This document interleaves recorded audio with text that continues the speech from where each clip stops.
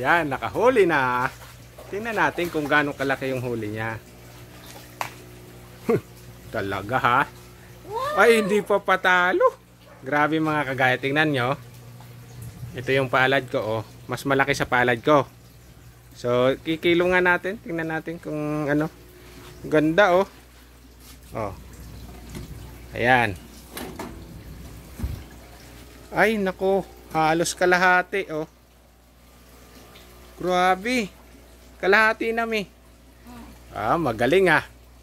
Mukhang tatalunin ako, ah. Dapat 4 na piraso din, ah. Kung ilan yung mahuhuli mo. Ilang kilo.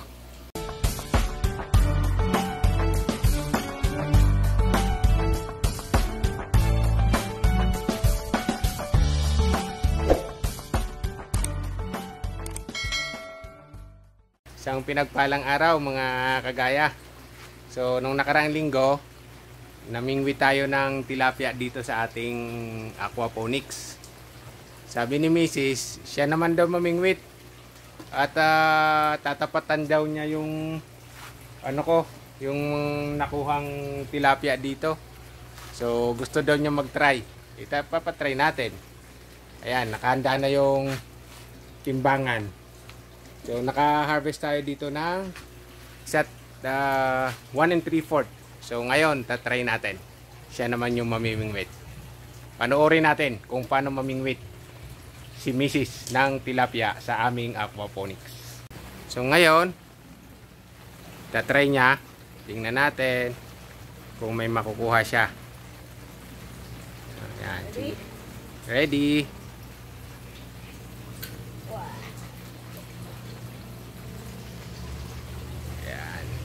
Dapat malaki ang mahuli mo, ha. Oops. Hilahin mo konti. Wala pa? Baka natakot sa'yo. Ayan, kinain eh.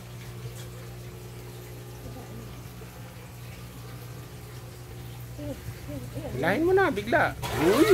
Ayan. Yan, nakahuli na.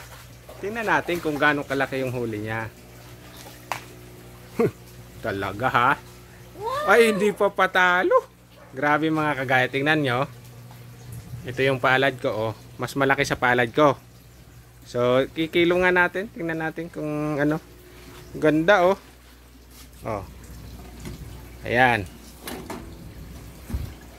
Ay, nako. Halos kalahati, oh. Grabe. Kalahati na, mi. Ah, magaling, ah. Mukhang tatalunin ako, ah. Dapat 4 na piraso din, ah. Kung ilan yung mahuhuli mo. Ilang kilo. Ayan, try natin yung pangalawa. Ang laki nang nakuha niya yung una, oh. Dapat, malamangan mo ako. Yung nahuli natin last week.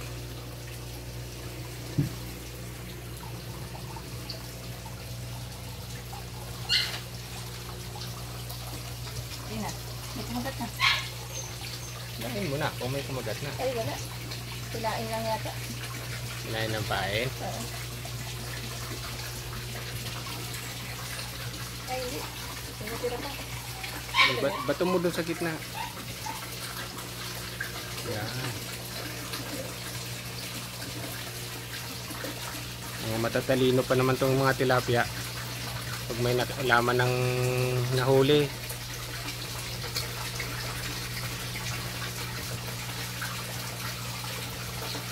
Pinakain ko kasi kanina eh.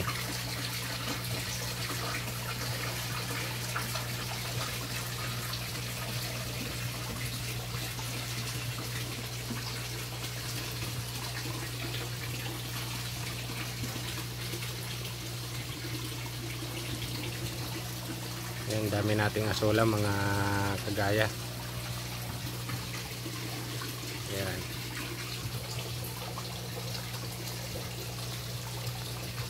Yun lang, iba na bingwit niya.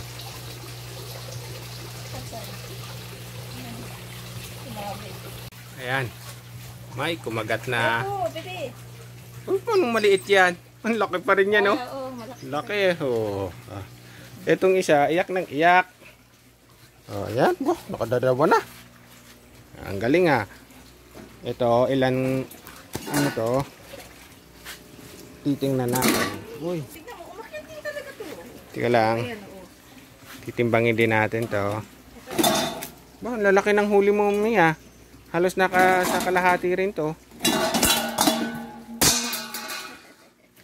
Tika lang. Nahalaglag na yung ano natin. Dito titingnan natin.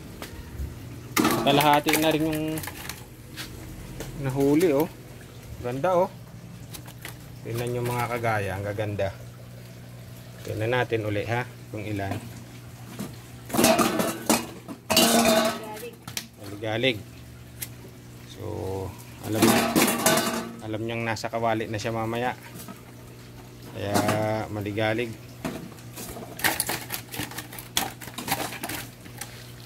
Ayan, may git 1/4. Mas maliit to konti yung pangalawa. Itong una malaki. Oh, kalahating kilo yan. Ba, nakakadalawa na. Oh, yung isa oh, gusto rin sumama mamingwit. Ayan, oh. Ano yan? Gusto rin mamingwit, ha? Ayan, nakakadalawang huli pa lang, oh. Kailangan natin 3 kahit para maging 3 tayong kakain. So, at least tigi-isa-isa tayo. Isang tilapia. Oh, yan, gagalit, oh. Oh. Papansin din to, oh, oh, oh, oh. Ayan.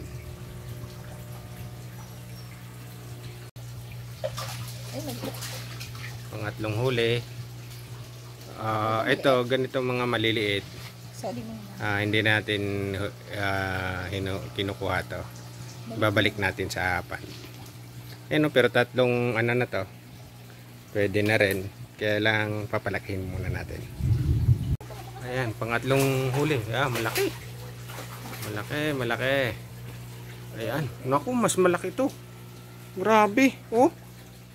Tingnan natin. Mukhang matatalo ako ni Mami sa sa huli ah.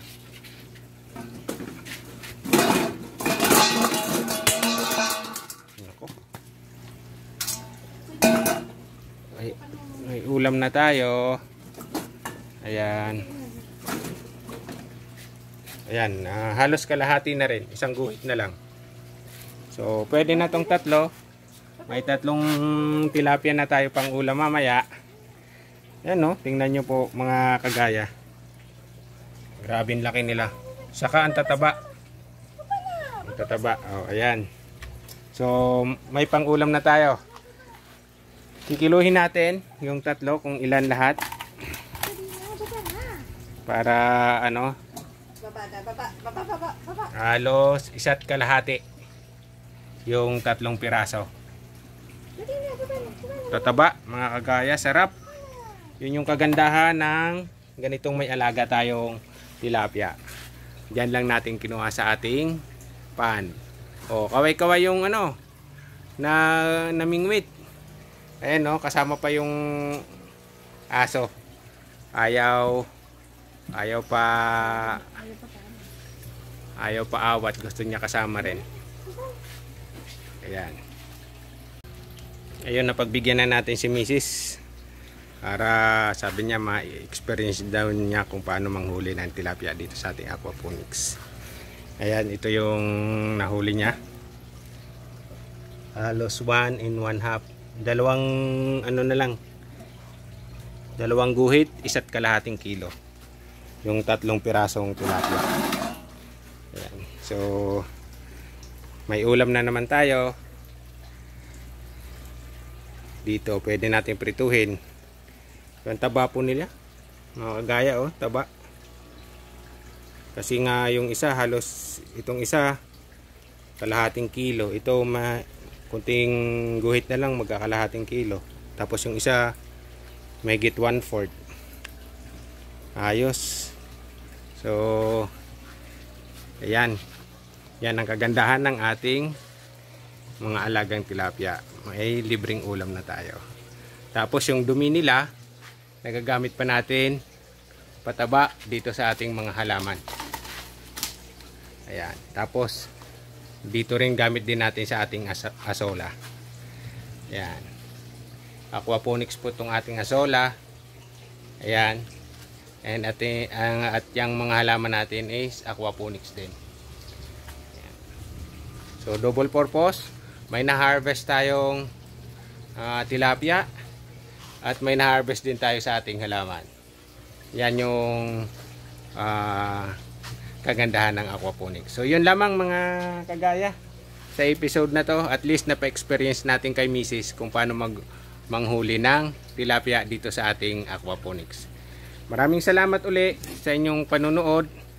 At kung napadaan ka lang dito sa aking video, inanyayahan kitang mag-subscribe at para maging updated ka sa mga ina-upload kong video dito sa aming backyard farm. Maraming salamat.